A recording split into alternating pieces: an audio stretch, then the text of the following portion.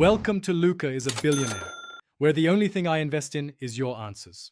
You start with essentials. Make sure Strava is installed on your iPhone and you're signed in. This is where the pairing begins. Once done, update iOS and watchOS so features match, and enable Bluetooth and Wi-Fi for reliable data transfer.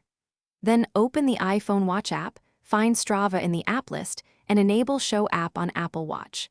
This registers the companion app so you can control workouts from your wrist and prepares permissions for data sharing and location access. Next, open Strava on your phone and navigate to Settings. Then Applications, Services, Devices. This is where the app links external tools. Choose Apple Watch or Health and follow prompts to grant permissions. Allow reading and writing for steps, heart rate, and workouts so Strava records metrics correctly. On the watch itself, launch the Strava app and accept location permission, as always to enable continuous GPS during activities. Make sure Do Not Disturb or Airplane Mode is off so the watch. To finish, start a workout on your Apple Watch using the Strava app and watch for GPS lock and heart rate data within about 30 seconds.